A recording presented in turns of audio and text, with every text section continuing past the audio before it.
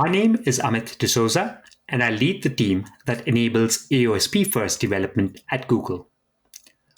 Over the next couple of minutes, I will give you a brief overview of the Android operating system and the Android open source project, better known as AOSP.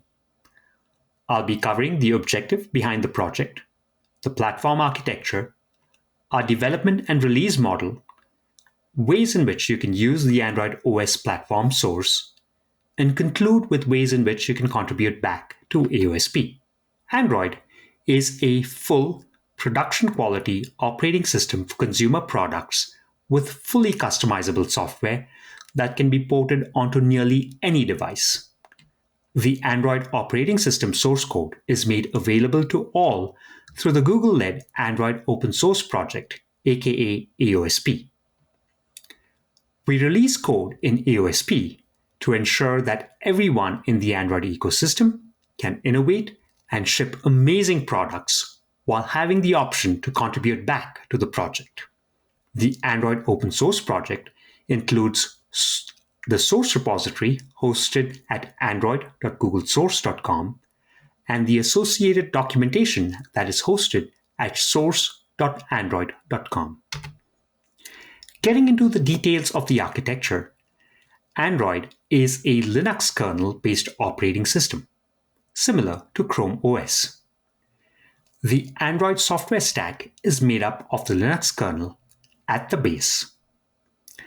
On top of the Linux kernel, there are hardware-specific daemons and services that are exposed to the operating system framework through hardware abstraction layer APIs, better known as HAL APIs. The operating system framework consists of system services, a runtime for Java and Kotlin code, and the framework layer that exposes APIs to Android applications. Android is a layered, modular, and updatable operating system, and we take a lot of care to ensure that upper layers maintain backward compatibility with lower layers of the operating system to make deploying OS updates easier across the ecosystem. Google typically releases a new version of the operating system in AOSP every year. In addition to these yearly releases, many teams at Google that work on the operating system do all of their development in AOSP first. You don't have to wait for the annual release to see new features and bug fixes in these components. Android OS components that are developed in AOSP first include the Android Linux kernel, the build system, connectivity components, which include Wi-Fi, networking, and telephony, core libraries, which include Bionic and ART, and security components that include Keymaster, Keystore, and SE Policy. We work hard to ensure that you can always build the latest code from the main development branch in AOSP for a number of targets. Besides support to build virtual device targets and emulator images from AOSP sources, we offer device-specific binary blobs that can be combined with AOSP sources to build images that run on all supported Pixel devices.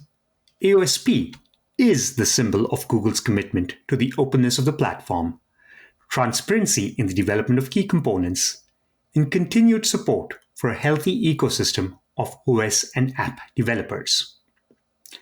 Millions of Android applications have been built on top of the APIs that are provided by the operating system that is released in AOSP, and OEMs have shipped billions of devices running the Android operating system.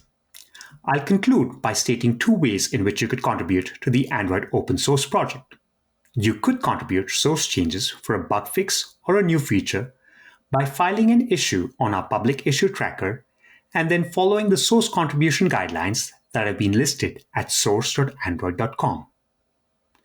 We also appreciate your contributions towards documentation updates to source.android.com.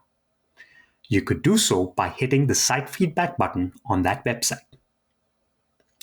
If you have any suggestions or would like to report any other issues, please don't hesitate to reach out to us via the issue tracker that has been listed on source.android.com.